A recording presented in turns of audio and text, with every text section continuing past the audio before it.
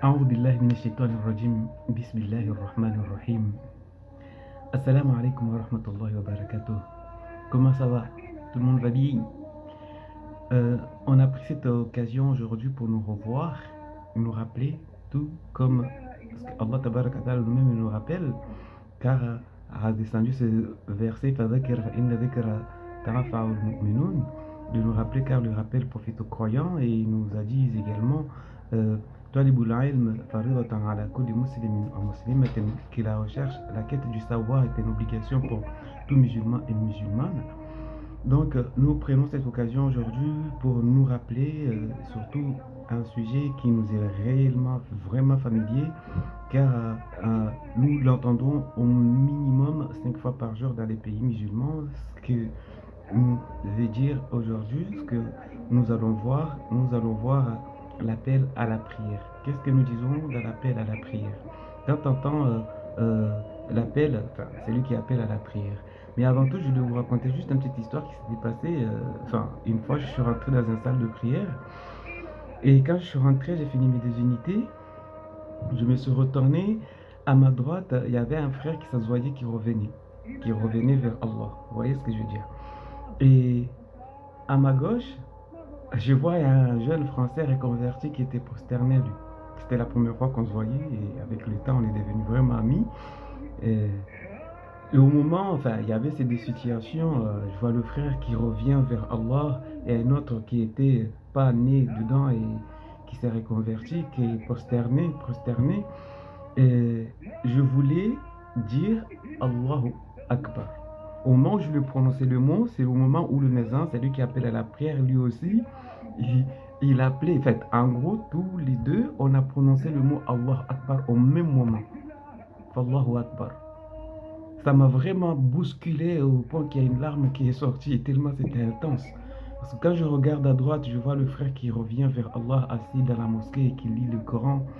Et je regarde à ma gauche, je vois un Français qui est là, prosterné à Allah tabaraka wa ta'ala. C'était intense, trop. Voilà, il y a des signes parce que, il y a des signes partout, mais c'est à nous de pouvoir le voir et le comprendre, le ressentir, quoi. Et pour cela, pour pouvoir voir, ressentir, il faut que nous comprenions, nous soyons comment dire, nous soyons connectés, quoi, avec le Très-Haut, quoi. Et que tout ce que nous voyons, nous arrivons à le lier à lui.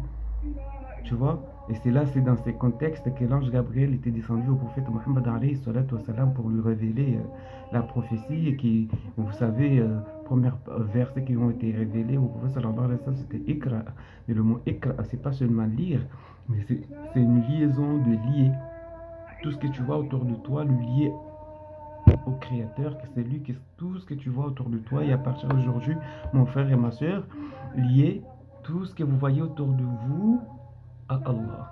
Donc nous allons entrer dans le sujet, et avant tout nous allons saluer, adresser nos meilleures salutations aux messagers d'Allah. Quand nous sommes vendredi, il faut multiplier les actes d'adoration, il faut multiplier surtout les salats ala nabi, les prières sur le prophète alayhi salatu wassalam. Donc nous allons lui adresser nos salutations.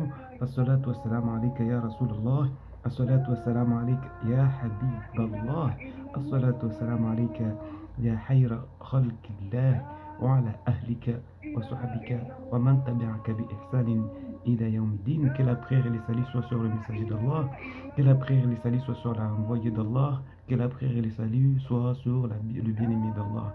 Donc, le sujet d'aujourd'hui, que nous l'avons déjà dit, nous allons parler de l'adhan, de l'appel à la prière. Qu'est-ce que nous disons? Qu'est-ce que vous entendez? Vous entendez Allahu Akbar, Allahu Akbar. Ashhadu an la ilaha illallah, ashhadu an la ilaha illallah. Ashhadu anna Muhammadan Rasulullah, ashhadu anna Muhammadan Rasulullah. Hayya ala salat, hayya ala salat, hayya ala al-falah, hayya ala al-falah. Allahu Akbar, Allahu Akbar, la ilaha illallah. Ici, en français, pour que tout le monde puisse avoir accès à la compréhension, nous disons Allah est le plus grand. Allah est le plus grand. Il y a de Dieu qui est Allah. Il n'y a de divinité digne d'être adorée, c'est Allah. J'atteste que Muhammad est son envoyé. Et j'atteste que Muhammad est son envoyé. Hayya ala salat, venez à la réussite. Non, Hayya ala salat, venez à la rencontre d'Allah. Venez à la salat, venez à la rencontre d'Allah. Hayya ala salat, venez à la salat, venez à la rencontre d'Allah. Car que nous sommes en prière, nous sommes en présence, nous sommes en rencontre, nous sommes venus rencontrer le Très-Haut. Au moment où nous sommes le plus proche, c'est quand on est prosterné. Sur ce, je vais vous demander, lorsque vous êtes dans la prosternation, mes frères et mes sœurs, allongez la prosternation. Ne vous précipitez pas à vous lever. Une fois que vous avez dit le Subhana Rabbiyal A'la wa bihamdihi 3 fois, pardon, restez dans la prosternation et faites des invocations que vous ne prononcez pas avec votre langue, mais dans votre fond intérieur. Mais c'est d'allonger la prosternation.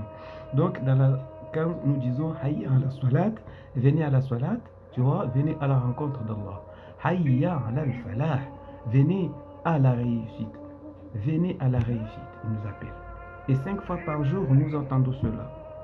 Dans les pays musulmans, bien sûr, là où on appelle à la prière. Tu vois? Et en continuant, nous disons Allahu Akbar. Allah est le plus grand. Allah est le plus grand. La ilaha illallah. Il n'y a de Dieu, il n'y a de divinité digne d'être adorée si ce n'est Allah. Voilà mon frère, aujourd'hui, lorsque tu entends l'appel à la prière, tu sais à peu près ce que ça veut dire, que Allah nous invite à sa rencontre et il nous invite à la réussite dans ce bas monde et dans l'au-delà. Nous allons continuer car les doués de connaissance, les doués d'intelligence, ceux que Allah Ta'ala a aimé et élevé, prenons l'exemple d'Ibrahim alayhi salam, que Allah ordonne au prophète sallallahu alayhi wa sallam de lui prendre lui comme modèle. Sur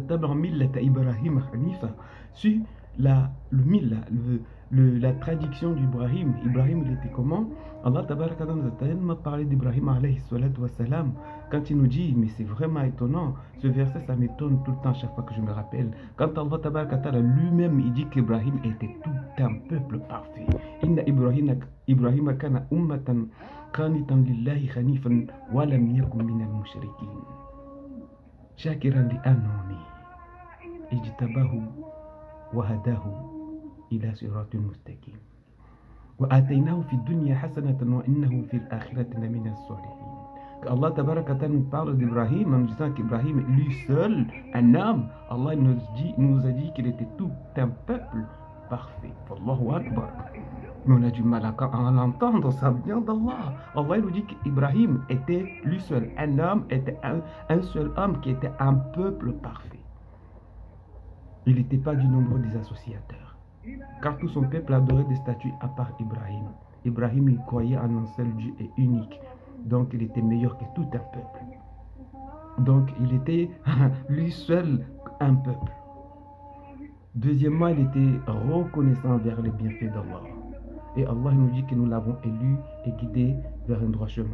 Plus, nous l'avons donné des bienfaits, nous l'avons accordé sa part de bienfaits, de richesse, on va dire, dans ce bas monde, et ils seront dans l'au-delà parmi ceux qui réussiront quoi. Parmi les bienfaisants. Voyez-vous, Ibrahim alayhi salatu salam, dans ses prières lui-même, tu vois, il nous disait Rabbi ja'alli muqim as-salat wa min dhurriyyati Rabbana wa taqabbal ad-du'a. Oh mon Seigneur, fais que j'accomplisse assidûment la salat. Moi et ma descendance, accepte ma prière, accepte que je sois de ceux qui accomplissent la salat, exauce ma prière. Oh notre Seigneur, voilà l'évocation que nous avons demandé, comme il a demandé Ibrahim alayhi salatu wassalam, que nous demandons aussi à Allah Ta'ala de nous faire parmi ceux, enfin, de nous accepter, de nous donner cette opportunité ou cet honneur de pouvoir accomplir assidûment la salat. Ce que je veux venir à la salat, ce que je veux dire que là où vous êtes, lorsque vous entendez l'appel à la prière, il faut savoir que c'est pas n'importe quoi. C'est cette prière qui va nous être utile ici-bas et dans l'au-delà. Tu vois, lorsque nous allons rentrer dans notre tombe, tout va rester ici. Tu vois, tout va rester ici. Il n'y a que la prière et les actes d'adoration qui vont nous suivre. Donc, comprenons-le et prenons-le au sérieux d'accomplir la salat. Tu vois. Et dans la salat, Allah Ta'ala nous enseigne dans la salat, même dans la sourate al-Fatiha, que nous la récitons dans chaque prière, de lui dire Ihdina sirat al-mustaqim. Guide-nous dans le droit chemin, de nous guider dans le droit chemin, de faire que nous puissions vu que j'ai fait celle-ci, que celle d'après que j'arrive à le faire. Et ainsi de suite jusqu'à ma mort. Donc, sans vouloir être très très long, parce que dès qu'on commence à parler d'Allah Tabaraka wa Ta'ala, on a du mal à nous arrêter. Nous allons nous revoir très bientôt, bi'idhnillah, pour ceux qui nous connaissez depuis le temps. J'espère de tout cœur que vous êtes toujours actifs et que vous vous accrochez autant, que ce que nous apprenons, nous le mettons en pratique, et pas seulement, comment dire, que ça ne soit pas juste une console qu'on écoute et puis ça rentre par là, ça sort par là. Mais au contraire, que ça rentre par là et ça descend dans le cœur et que dans le cerveau, on a l'envie, la détermination de vouloir accomplir ou mettre en pratique ce que nous avons appris, car c'est cela qui va nous être utile. Parce que juste pour ajouter ça, que Allah Tabarak, enfin, il nous a appris, le prophète sallallahu alayhi wa sallam nous a appris que Al-Qur'an hujjatan lak aw alayka, que le Coran ou la connaissance va être un élément, un argument pour toi ou contre toi. Ce que tu as su, qu'est-ce que tu en as fait? Si ce qu'on a su, on l'a fait comme nous a été dit, eh ben nous allons voir les résultats. Ce qui est logique. Si on a pratiqué ce qu'on avait su, tu vois, admettons si quelqu'un te dit que voilà, tu vas à tel endroit, il y a quelqu'un qui est là qui distribue des langues d'or et que toi tu y es allé. On t'a donné, tu auras ce qu'on t'a dit. Maintenant, si tu n'es pas, tu as su, tu as entendu, mais tu n'as pas fait, bah, tu ne l'auras pas. Donc ici, ce qu'il faut qu'on comprenne, c'est que nous apprenons, le plus important, c'est de le mettre en pratique. C'est là que nous allons recevoir la récompense de notre connaissance. Donc, nous apprenons Allah Tabaraka wa Ta'ala et justement pour ceux qui vont nous découvrir, que pour eux ce sera la première fois que nous voyons, sachez que nous encourageons mutuellement à Allah. On essaye avec le peu de capacité que nous avons de partager, de nous soutenir, de nous encourager dans le chemin vers Allah, car c'est cela le chemin du Muhammad, de notre maître Muhammad alayhi salatu wassalam, qu'Allah tabaraka ta'ala l'a envoyé pour le Tukhri Jannas, comme nous a dit justement dans Surat Ibrahim, tout le début de la Surat, qui nous dit que voilà une Surat que nous l'avons fait descendre sur toi, afin que par la permission d'Allah, tu fasses sortir des gens du ténèbre à la lumière par la voix du Tout-Puissant, du digne de louange. Et c'est ce chemin que nous essayons de suivre. Ou un autre verset qui nous dit Kul hadihi sabili ardun ila Allah wa la basiratin ana wa man ittaba'ani wa subhanallahi wa ma ana minal mushrikin. Dites voici ma voix, j'appelle les gens à j'appelle les gens à Allah, j'appelle les gens à vous détourner de toutes sortes d'adorations, de toutes sortes de statuts, de tout ce que vos cœurs est attaché. Vous vous détachez de cela pour venir s'y attacher à Allah. Voilà la signification profonde de la ilaha illallah. Mon cœur ne doit s'attacher que à Allah, mais il ne doit pas s'attacher au matériel ni à ce bas monde. Quand vous le savez, vous-même vous le savez très bien que ce bas monde, nous allons la quitter. Ce que nous possédons comme objet ou comme richesse, nous allons la laisser. Et qu'est-ce que nous allons retrouver? Pour combien de temps? Ça va être pour l'éternité. C'est Allah. Donc si nous l'avons trouvé ici, si nous avons fait cet effort de l'avoir ici, nous allons le retrouver.